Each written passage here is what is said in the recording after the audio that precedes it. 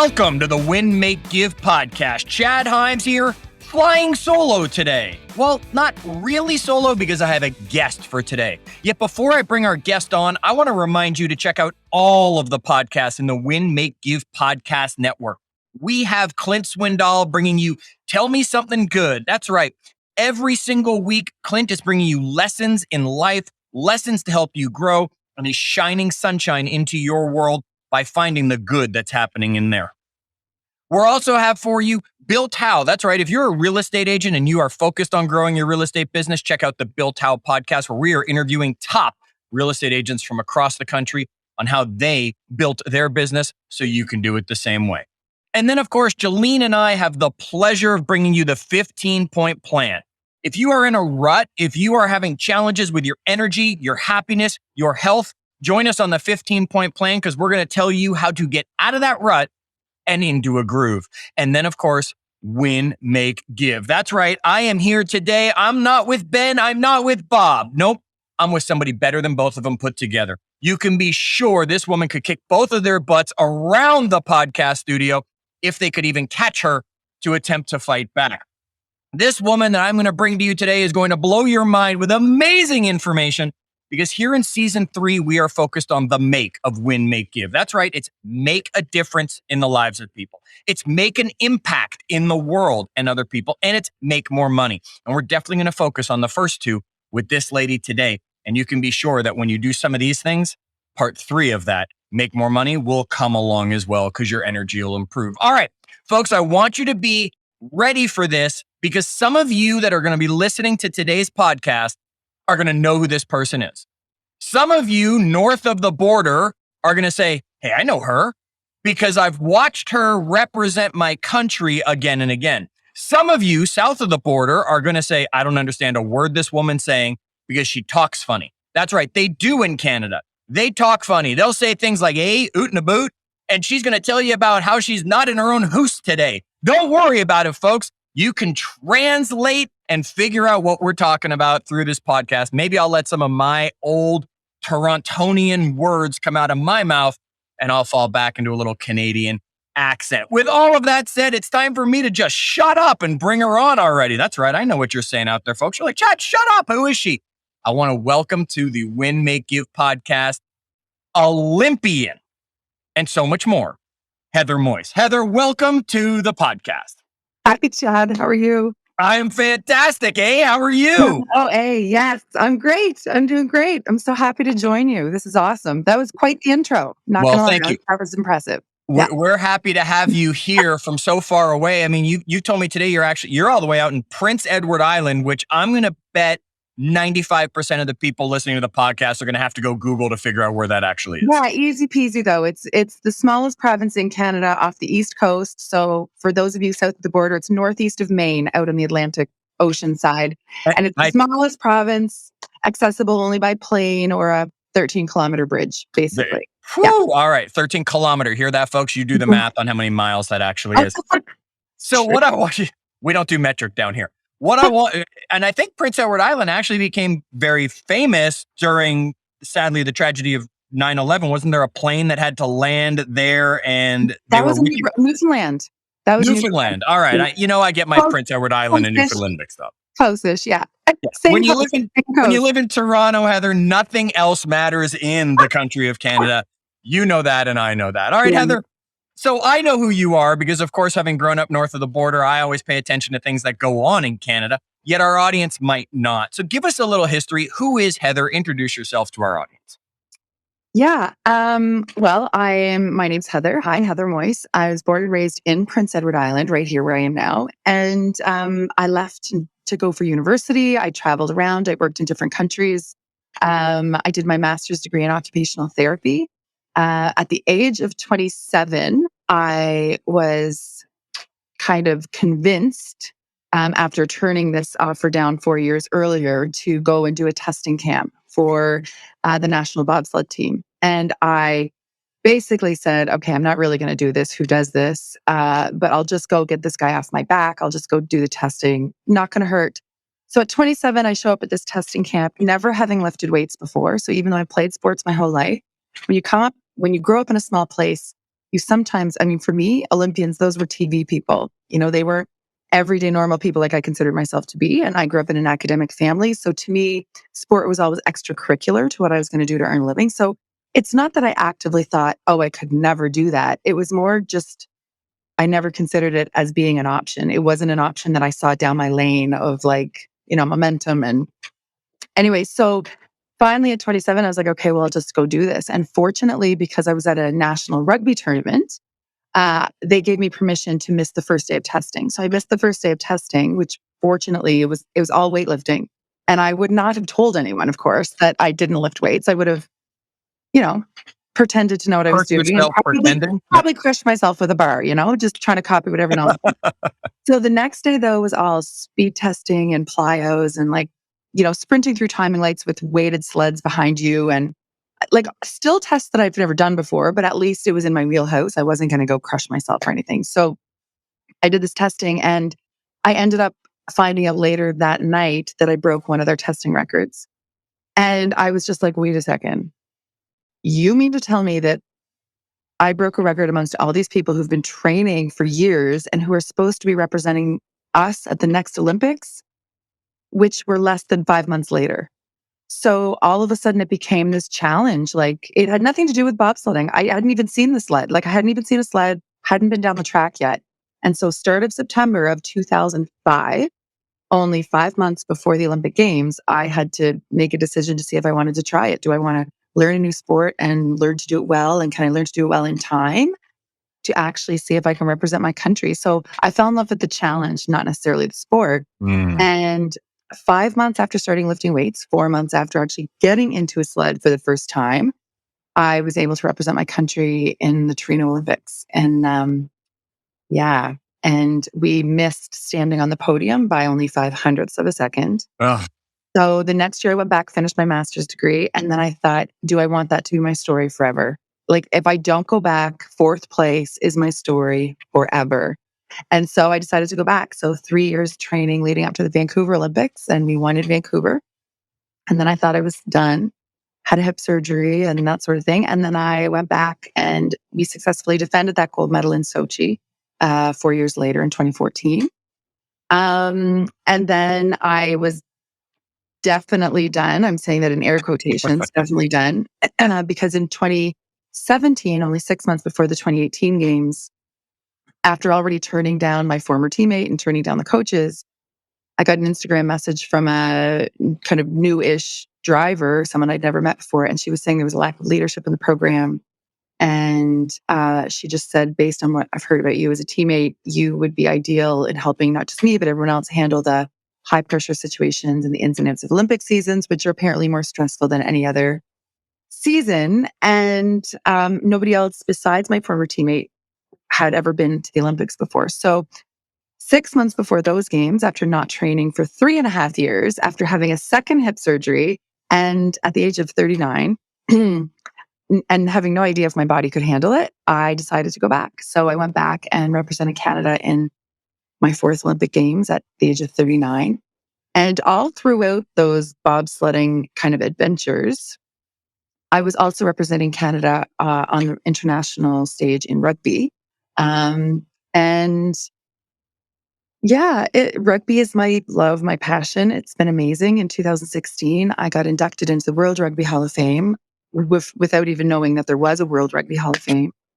Um, yeah, it's just been a bit of an adventure. Like ever since the 2014 Olympics, which is why I was hesitant to go back in 2018, I kind of turned and made it my life's work to empower other people and to help people achieve their goals. And so it was the 2018, it wasn't about just trying to win again and again and again and see how good I could be over and over and over again. It was more about making someone else's goal mine, which is what I love to do with clients and helping them kind of achieve the things that are important to them. I love it. Pulling in my degree as an occupational therapist, but also using my personal experiences. It's been really kind of a great package to have in terms of credentials to be able to help people. Wow. All right. Let me sum that up, folks. 4-time Olympian, 2-time gold medalist in the bobsled Winter Olympics. And then on the other hand, representing Canada and the only Canadian woman, at least as, I don't know if that's still true, but at one point you were the That's only Canadian woman, still true, okay, to be Mhm. inducted into the World Rugby Hall of Fame. Yes. Um, Two very different sports, except there's a Yeah. lot of like rattling your head around in both of them, I guess. Yeah. Uh, I'm going to guess you were not the driver of the bobsled. I'm going to guess you were Yeah. strong, fast, you pushed, and then just held on for dear life. Yes, that's pretty much, yeah. Got Yeah. it. Okay. There are some, some little intricacies in there, like Sure. little, You lean a little here, you know to lean a little yeah, you there, all go the here, stuff. you know the track. Hopefully, if you're a good driver, you can give or if you're a good brakeman, you can give your driver some feedback on where they made mistakes. But basically, yes, hold on for dear life. All right. So, folks, you know what? I'm not going to say she's a normal person, with I put air quotes around that as well, because here she is, a top rugby. So, I mean, you are a high level athlete. Don't tell me you're just some average person. But then all of a sudden, boom, an Olympian. Mhm. And all of a sudden, after a few years of taking it seriously, a gold medal Olympian multiple times. That's pretty impressive. What's been the biggest impact of becoming a gold medal Olympian and a member of a World Rugby Hall of Fame? What's the impact that that's had on you, and how has that helped other people? I think that, well, for me, in terms of the impact, I mean, that is kind of what turned my career, and it did a full, 180, kind of flipped it, turned it around. So what I loved about being an occupational therapist was that I worked mostly in like neuro rehab, but I could empower my clients or my patients to see their situation in a different perspective, whatever they were dealing with, whether it was post-stroke, post-traumatic brain injury, to still see the possibilities that exist in their life, regardless of the challenges that they're facing. And then help them break that down into those manageable pieces so that they can see the path, like the path of possibility to get there.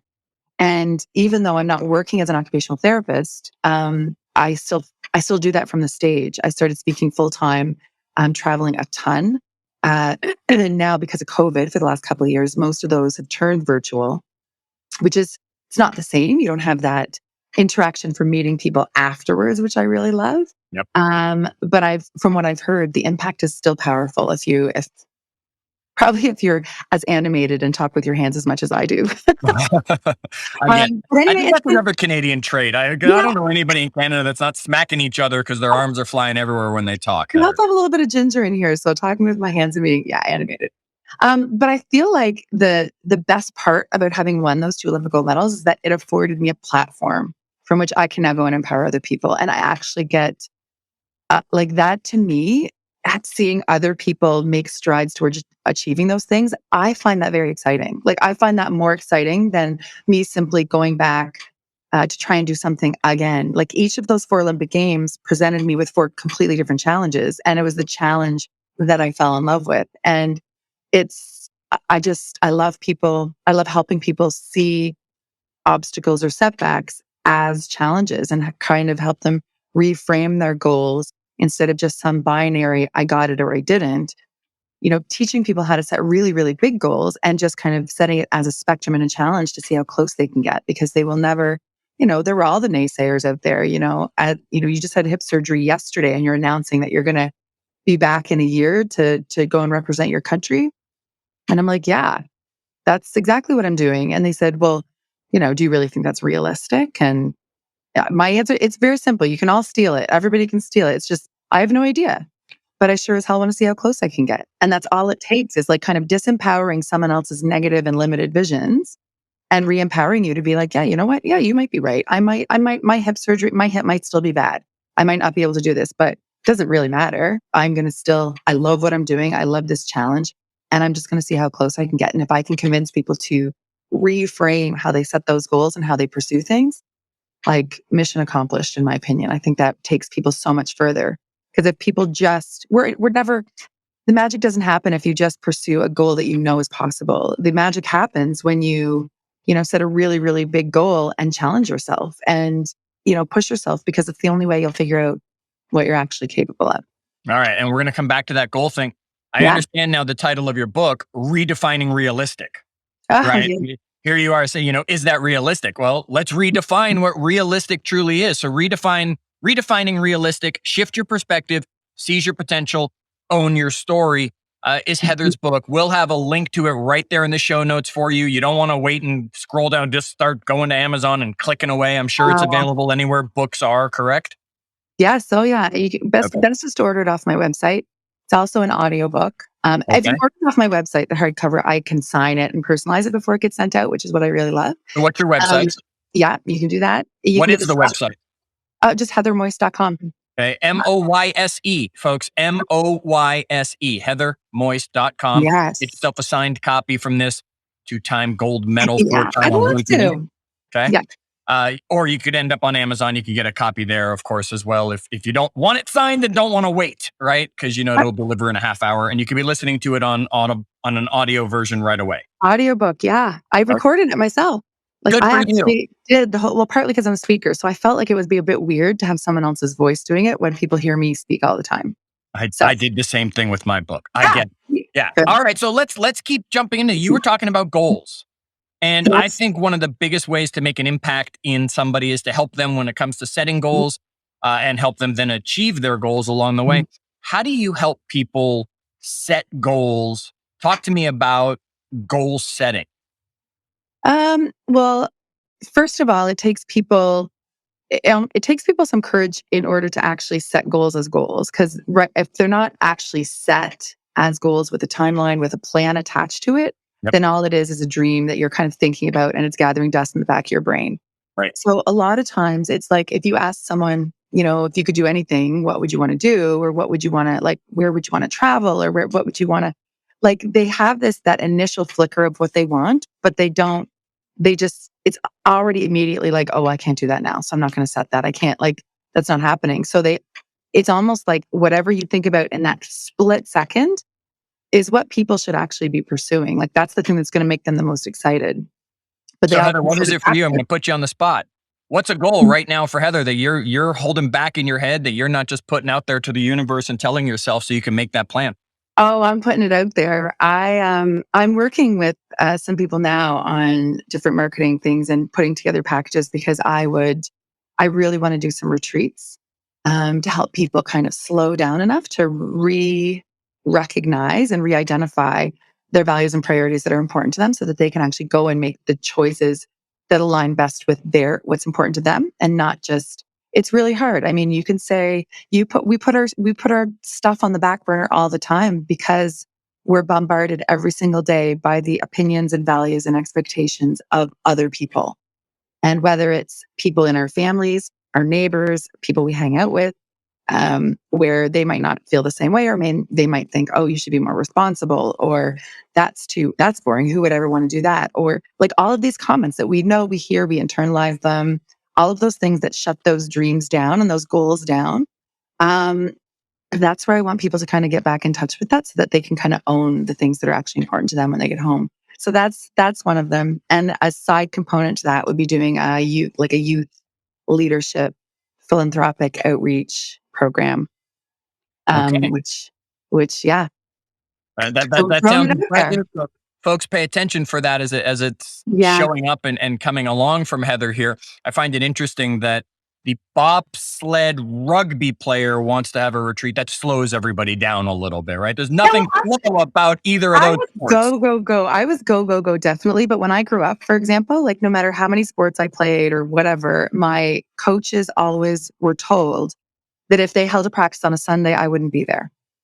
So I was the top player often. I mean, coming from a small place in high school, so they were all told if you have a practice on a Sunday, she won't be there. And it wasn't a religious thing for us. That was our family day. My dad worked a lot, and that was the day where we could invite friends over. We often spent time with another family together, doing hiking or doing whatever, but we couldn't leave. Like we couldn't go somewhere else and hang out with a friend somewhere else, but they could come and join us. But they just wanted us together as a family.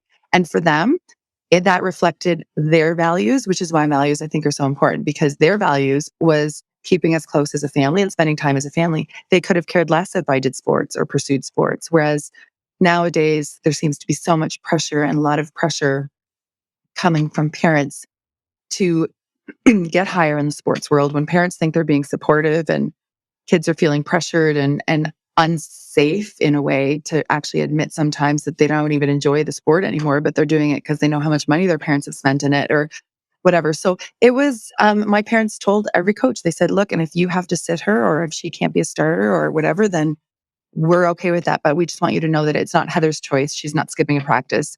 It's us. Like we are being held accountable. So then that was great. So we had a day. Homework had to be done before Sundays. Chores had to be done before Sundays. And so we had a day where we were playing board games. We were doing puzzles. We were watching movies, Disney World, anybody else. Yeah. So Sundays was just a day, to just bring things back down. And then in the summers, my dad always took a month off. He worked like crazy all year. And then the month of August, we moved out to the cottage. And when I say cottage, I'm not talking about a big fancy summer home. I'm talking about a cabin in the woods that his parents bought when he was a teenager. There's no insulation there. There's no TV. There's no Wi-Fi. There's a tiny old staticky radio that you can plug in just in case we need to find out if there's a storm coming, but it's in the woods. It's right on the water. And you have no choice but to slow down. Mind you, it is a little busy. You have to, the chipmunks and squirrels are a little bit demanding in terms of being fed and the blue jays. And so, that's the one thing you have to do there is just make sure that you're feeding the chipmunks and the squirrels and the blue jays. And that's the time that you actually stop and see those things. And so many people just never get to see that, even though it's right beside them or right in front of them. They're so busy with everything else going on that they're not slowing down enough to notice it. And so I want to recreate that. I want to recreate that for people. What a powerful, folks, go back, rewind, listen to the last 3 minutes of the podcast. I mean, forget everything else Heather's going to share with you. Forget everything else that's going to come from this. Slow down to speed up, right? I mean, it's taking that time to reconnect with the people that matter. It's taking time to reconnect with nature, reconnect with yourself, to slow down and have that moment and be able to have a value that says, look, Sunday, I don't care if it's Tuesday, right? Whatever, but this is our day and we don't do whatever. I think what a fantastic lesson from there, Heather. Yeah, thank you. I know some people are like, well, how did you do so many things? And I said, well, you can handle so much more. One, when you are in a place where you can handle more. But two, it also means more doesn't always just seem more and more and more. It also means that you've been able to slow down long enough to recognize what's actually important to you. And so you're able to kind of reevaluate things, reprioritize things, and then you're doing the things that are more effective that help you move forward in the direction you actually want to be going in. Like these days, I was talking to with a lawyer. I actually write about her in my book in one little section because she's a high-powered defense attorney in Toronto. And someone else had asked her if she could speak to their son because he was interested in going into law. And she goes, "Oh, I'm probably not the best person." And they're like, "What do you mean? You're like so successful." And she said, "Yeah, but I hate it." And so she said that someone said, "Well, when I was talking to her, I said, how did you get that high if it's something you don't enjoy?" She said, "Momentum." And she said, it comes from getting, just the drive to get the best marks in class when you're in university. Okay. And then it's the offer for getting the job offer at the firm that everyone else is coveting, like that everyone else wants. Yep. And then it's that promotion that you get. And then it's that, corner office. And then it's the raise. And then it's you see all of these things, but all these things that are outwardly important to other people and valued by other people. But she realized once she got to the top that she's like, she doesn't even actually enjoy what she's doing. She was enjoying the challenge and the rush kind of to get there. But she realized she was climbing the wrong mountain. So we need to stop long enough to kind of make sure that what we are pursuing with all of our might is actually how we want to end up. Like, what is it going to look like when you get there? Are you going to have still the time that you want to spend with your families? Or are you going to be doing a job that's paying you so well, but you don't have time to actually spend it, spend that money? Like right now, the real estate market is going crazy here anyway. And I was speaking with a real estate agent here. She said, "Heather, I have never had this much money in my entire life, like with commissions." She said, "But I've also never had as little time to use it and to spend it and to do things with it." And I was like, well, then we need to examine that. We need to find out what your balance is and what's really important to you. So tell her to be a squirrel and put all those nuts in the for winter, right? Because there's going to be a time where she says, Oh I got my one God, it's time and I've got no money. So exactly. it's going to happen.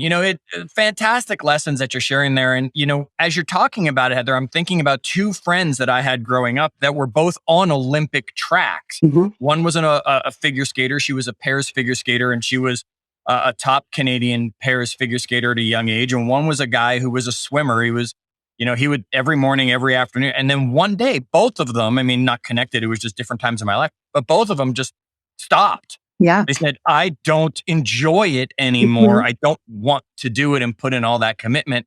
And I would bet, sadly, that there's probably more than 80% of the athletes that are winning gold medals that don't even know how they got there. They just couldn't stop and couldn't stop like your lawyer. Yeah. Some of them will stop just because of burnout, because they didn't take those times in the like to actually respite, like to actually recover, or have like the 1 day a week, or I mean, some people were saying they take one recovery day a week, and on that recovery day, they're still doing like a light jog or a cool down. And I was like, oh my God, okay, I take 2 recovery days a week. First of all, my body was more about my nervous system than actually recovering my muscles. So I needed to rest my nervous system. So I took never 2 days in a row, always Thursday and a Sunday.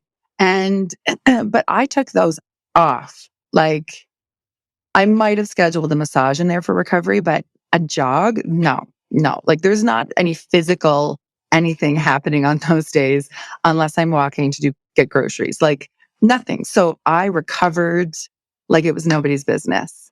So Yeah, I don't do that. I'm bad at that. I will admit. I always oh, say to people, if someone could show me where the rest muscle is, I will work it on that rest day thing. I don't get it otherwise. So, uh, how do you help clients avoid burning out? I mean, you're talking about what you do. How do you help others avoid burning out so that we can help our audience? well, two things. You're less likely to burn out if you are actually doing something that you want and Okay. not something that you think you want because other people want it or because other people covet it. Okay. That's a So great one. just because someone is actively, other people admire it. Like I turned down the first opportunity to go to the Olympics in bobsledding because this guy called me a year after I graduated from my undergrad. So 4 years actually before I actually did it. The same recruiter contacted me on the phone and he said, "Hi Heather, I've been asked to do recruiting for Eastern Canada. I think you'd be perfect. I think you have the ideal combination between strength and speed." And I just said, "Bobsledding? Like who does? No, I don't think I'm interested." He goes, "Heather, I know who's in the program. The Olympics are less than a year away. You would be going for sure. You'd be going for sure." And I said, "Yeah, I no, I'm not interested." He's like, "Heather, you'd be an Olympian." So you can tell, right? I could tell right there that by the way he said that, going to the Olympics had always been a dream of his, but it hadn't been a dream of mine. I didn't grow up dreaming about going to the Olympics. I'd always wanted to work in a developing country, and I had just accepted a position to go and do development work in Trinidad and Tobago. So I was following my passion, but for the outside people who like watch the Olympics every time it's on and like schedule it out, some of those people who are hardcore sports fans would never have understood or could still not understand how I could pass up an opportunity to do that because it had always been their dream, but it wasn't mine. And so I played sports my whole life growing up, but just for fun. And we almost didn't watch any sports on TV. So it's not like I could even watch something and build up what that meant to go to the Olympics.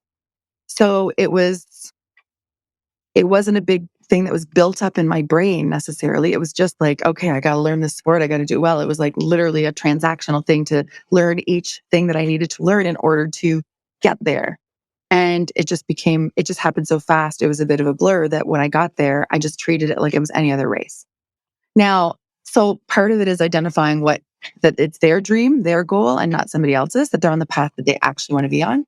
Yep. And the second thing would be that they're not scheduling in those times throughout the week. And it doesn't have to be once a week. It just, maybe it's once a month, maybe it's one weekend a month where you just shut everything down and you go have a staycation somewhere, or if you can afford it, go and have a vacation, like just little somewhere, even at home. But it's, you just have to do that. And I'm not talking about meditating every day. I'm not talking about doing some of those things that people end up finding tedious because they just don't want to do it every day. But I think that people need to find that time to shut things off, shut things down, like tech stuff, and step away from it and actually sit in a garden and watch the birds and watch the butterfly that goes by as cliche and cheesy as that sounds, and watch that stuff and literally sit there for an hour seeing if you can get a chipmunk come to eat out of your hand. Like, if you spend that time doing something that takes you completely away, that is the only way that you will recover. And it doesn't actually take a lot, but you do need some of it throughout. And I think that is what will help you prevent burnout. I think these things are cliche For because a they work, reason. Yeah, right? I mean, for a there's a reason. reason that they're cliche and we make fun of them, yet we're all behind closed doors doing those cliche Yeah, things because we know that they work. Okay, I want to completely shift gears sure. on you here. We did an interview earlier this season um, with a lady, and we were talking about women specifically. Mhm. And I got very angry on that podcast because I don't understand the mentality of so many people out there. Um, Talk to me as a woman, right? The How only way I women can talk to you. can of course it's the only way you could talk to me. Yet as a woman, talk to our audience, let me say, Okay. um, about how women can step outside some of those boundaries that society says and society puts on them, so that they can pursue the goals that matter to them and not feel like they are you know, they should be behind the scenes or they should be I can't even say it. It makes me so angry to want to say it, but Yeah, let I me know shut up. exactly what you mean. And that's primarily the main focus of what I'm kind of niching down in my brand to help people with, and primarily women. And now this stuff, it's always advice and things for everybody, but I think women are the worst at it in terms of wanting to please other people, wanting to not disrupt other people, um, wanting to kind of just blend in the background and not take that center stage. And a lot of it, a lot of the things that prevent us from, one, setting a goal and admitting a goal out loud or pursuing a goal, the things that stop us are assumptions, self-limiting beliefs, and fears. And we assume Give us that list again. What were those three? assumptions, Okay. self-limiting beliefs, and fears. And Okay. those are and our comfort zone. But those are general, that's kind of underneath fear. Those are all what fuel our excuses. So for one, we assume way too many things, way too many, like that we're not qualified enough for that job. Um, there are going to be so many people there that like that there's no point in me going. That person's going to say no. They're going to turn me down. Um, I could never afford that. Like we assume way too many things. We stop ourselves. Like sometimes we wonder why certain people don't achieve the things they really want. It's because they don't actually start pursuing them because they've shut themselves down. They self-sabotage themselves before they've even gotten started. Okay.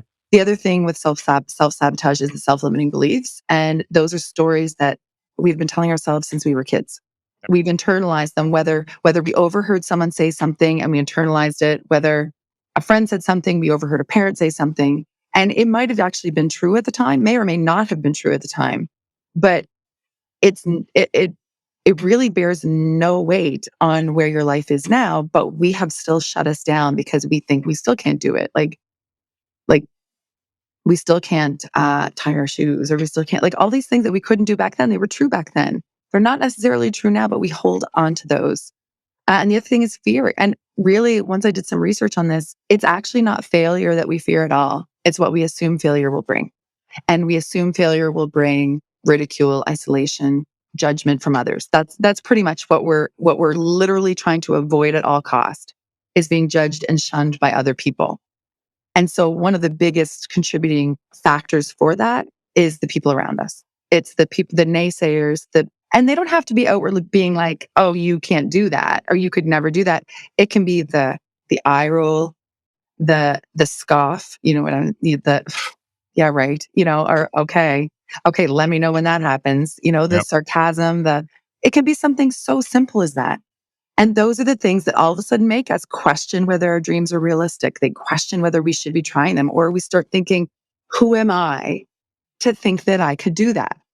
And so we literally shut ourselves down. We minimize our space and the space we take up in this world. And we're being unfair to ourselves.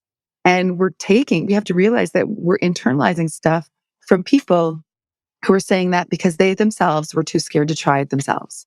Right. They were too scared to make that step. So they're okay to seeing you be successful to a point, but they don't want you to be more successful. Like they don't want They don't want anyone to ever get out of this small town bubble or this neighborhood you live in or this socioeconomic demographic. Like they don't want you to elevate beyond where they could possibly elevate. And so those are the things that often shut people down. And so the first step I think I would want anyone to take is to actually just stop long enough to start questioning your assumptions and to start internalizing that little thing that I said earlier about, yeah, you know what?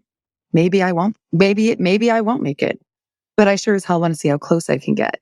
And whether you say that to someone else or you say that inside your brain to yourself, that disempowers those other people and it reignites your ability to at least recognize the fact that even if I don't make it all the way to that goal, I at least am going to be doing something that I enjoy doing.